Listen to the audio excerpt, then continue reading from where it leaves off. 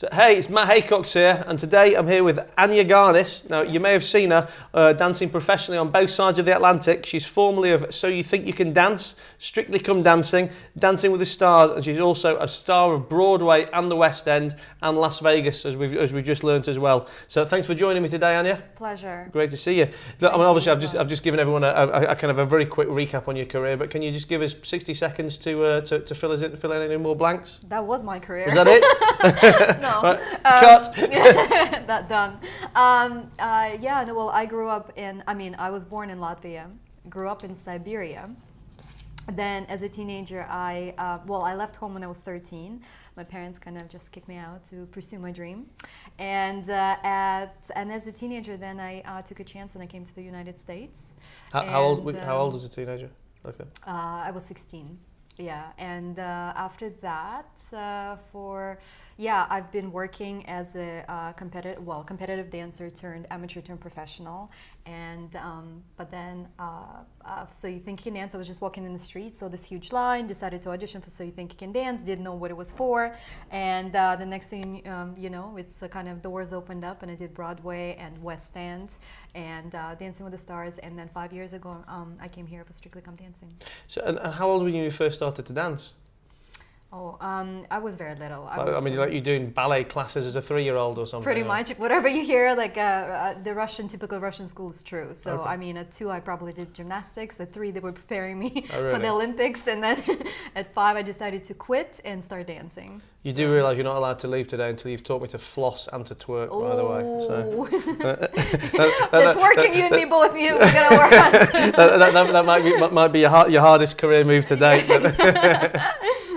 So tell me, I mean, obviously you've had some, I guess, fantastic stories and really varied bits. I mean, what do you think's been your best decision that you've made along the way? The best decision to narrow it down. Oh my goodness, it's definitely coming to the U.S. It was a massive decision, and I can't take all the credit because obviously being a teenager, so I have to. Where in the US did you move to? We moved to New Jersey. Okay. With any family member or literally just grew up by to? myself. Okay. Yeah, by myself. And my dance partner Pasha, who is quite well known from Strictly Come Dancing now. Okay. So he was my dance partner. Okay. Is my dance partner. Oh, so you've worked together since you were little? Since we're little, and so what was the question? The question was what's been your best decision you think you've ever made?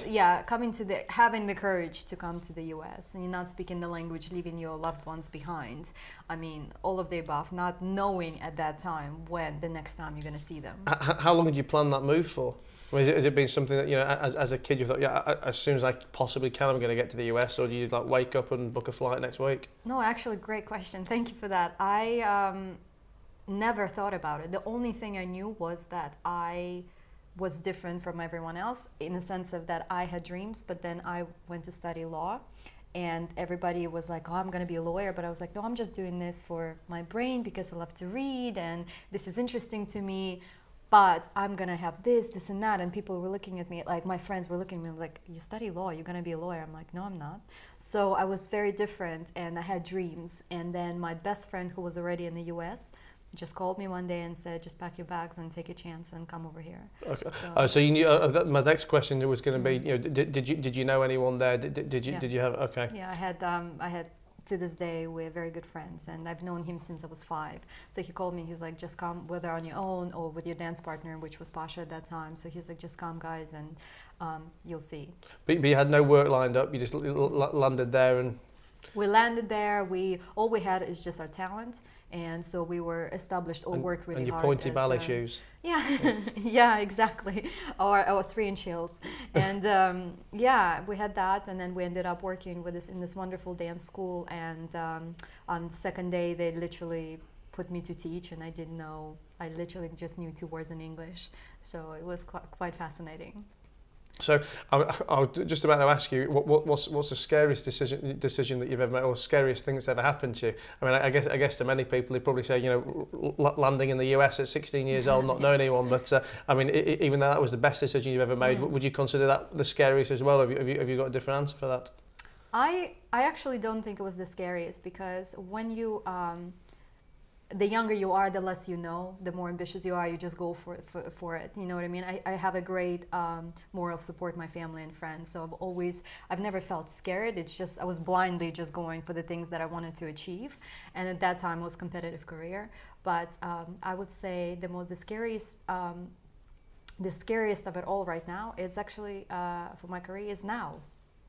I'd say because I'm in the transition, so I'm putting certain things behind, like my big dance career behind, and I'm transitioning into acting. Oh, really? Yeah, so I would say now is the scariest and the most exciting. And what made the change? The decision to change that? At some point, it started a couple of years ago when I was a part of another show, and I was creating the show, producing, and being part of it as well.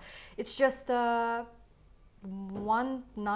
evening, I remember dancing around, not dancing around, performing in front of the audience, and as I'm dancing, it's so exciting. They're announcing like Anya Garnis, and I don't remember who I was dancing with at the time. So you have this big announcement. You're coming down the stairs, the lights, the beautiful costumes, and I remember looking out and I'm thinking, did I take out the garbage tonight? Like it was literally just a wake up moment for me. Just I knew that something was, what they say, you don't feel the butterflies. Sure. It's time to change.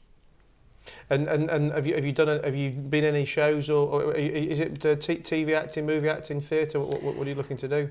Or all of the above? Dancing and acting was going hand in hand when I was younger, and but then dance took off, and after I auditioned for So You Think You Dance in America, and it was so hard to stop the momentum. And how can you just going with the flow, all these opportunities opened up to be on Broadway and West End and coming here to work on Strictly. But at the same time, I had opportunities to audition for a few films and TV, but when you don't put any energy or effort into it, I just got the taste of it when I put myself on tape, just a self-tape, for Rock of Ages, the movie. Oh, love it. Yeah, and I have seen the movie years ago, but I've seen the show 3 or 4 times actually. In New York? No, in Vegas. Oh, in Vegas. In Vegas, yeah. Actually, my Twitter picture is a picture of me and my daughter doing the Rock of Ages sign, walking out of the concert. But coincident. Well, I don't believe in coincidence. But actually, when I was on Broadway, the Rock of Ages was opened up on Broadway as well at the same time. So we became so close with the cast because every Thursday we would go and we have Broadway bowling nights when we would battle each other. So it was a lot of fun, and a couple of years later, I got a chance to audition. Just put myself on tape, and 2 months later, I got a phone call and be like, "You got the part." I didn't have an agent at the time, nothing. So I was like, "What?" So 2 months went by. I just like today, I remember I was in the airport, what you see in the movies, and I'm just walking, and I got a phone call from the casting director. He's like, "You got the part." So it was super exciting. So that gave me a good taste of the challenge, a new challenge, and what else is out there. Awesome. So, tell me, have you got any mentors now, or have you had any mentors along the way that that have given you any advice that you can tell us about? Or Coming into the U.S. and have a competitive career, yeah, definitely. We were lucky enough. I'm saying we because in the ballroom dance, in my career, you're so closely involved. You have to have that another person, and in my case, it was Pasha. And when we moved to Manhattan, a few years later, I remember this icon that I looked up to for so many years, and she was teaching in Manhattan. Her name is Bibi Ketoft, and she came up to me and she said, if you just trust me, I see a huge potential in you and Pasha. And she said, just wanted to strip away everything that you know. And at that point, we were doing well. We were making the finals, and people kind of already started establishing ourselves, so people knew who we were in the competitive world. And all of a sudden, this person comes in and she said, just take a chance on me. I'm gonna just build you up, strip everything away, and build you up again. And we said yes. I think it's the most important lesson that I've learned, that even though I was like, I'm doing well, I'm in the final, like why would I do that? But something deeper, I think it was just I felt it. I said, this is it, this is my next step. And after we started working with her, we couldn't even make the quarterfinal. Oh, really? Yeah, it just was a huge drop. So of course there was so many doubt. How can we, how can we go from making a final to, not being able to make even a quarterfinal? And then a good 6 months went by, and we went to Blackpool, which is one of the biggest competitions in the world, and we became second out of 900 couples. Oh, really? Awesome. And how did it feel going from from Latvia to Siberia, all around America, and then ending up in Blackpool? I know.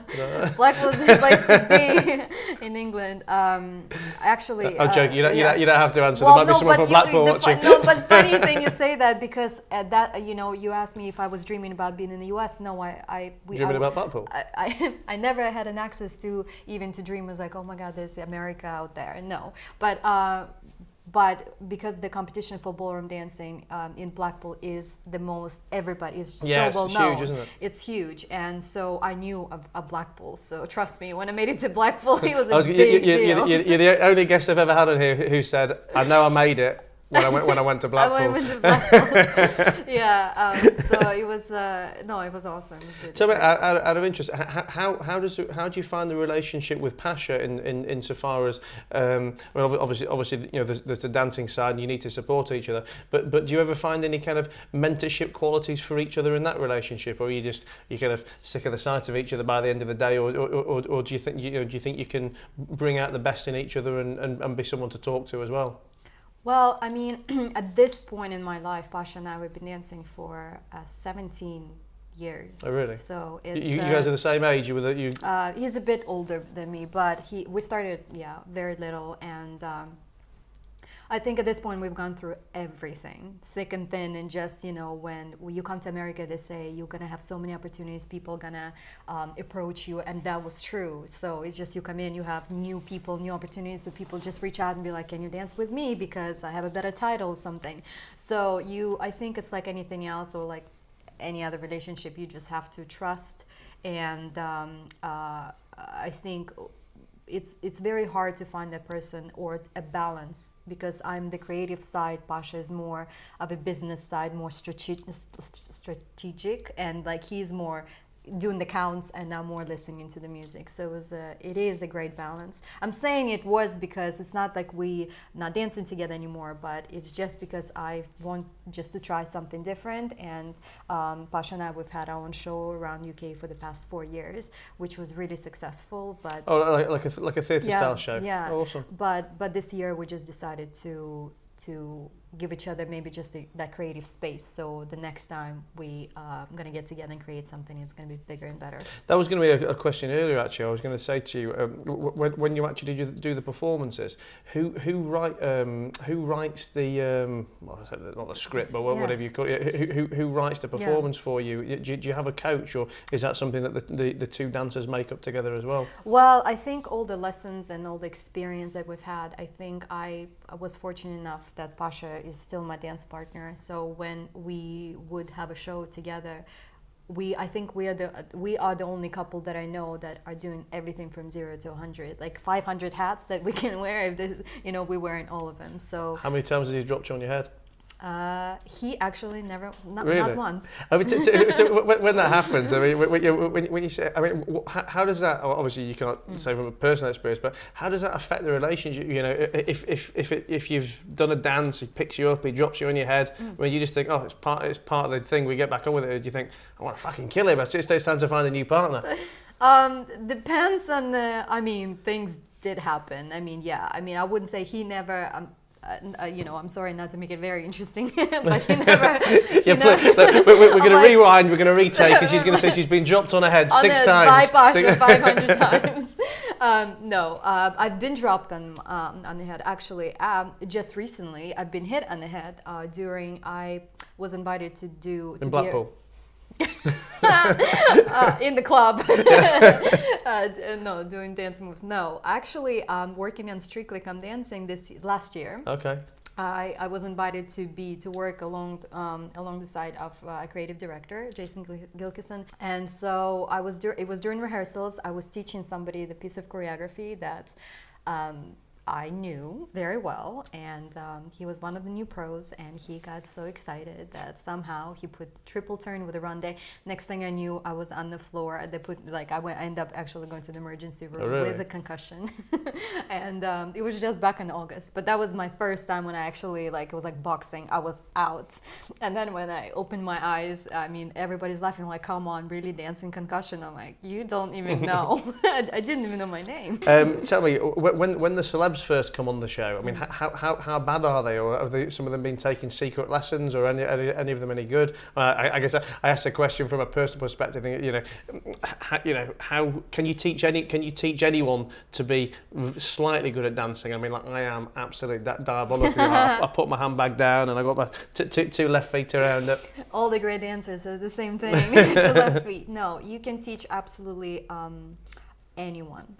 But of course, there should be a certain approach. So your approach can't be the same. So you can approach an actor or a person who has a little bit of a background of some kind of form of exercises, as opposed to you approach a person who is, I don't know, add balls. You know what I mean? So it's a completely different. But you have to find if you just have to mold into and just vibe from the person that you're teaching. But I've never met anyone who would secretly go and take classes, because I truly believe that they have no idea what they're signing up for. They hear stories, they just think that, oh, it's going to change your life, or I don't know, but they also think that it's going to be just fun.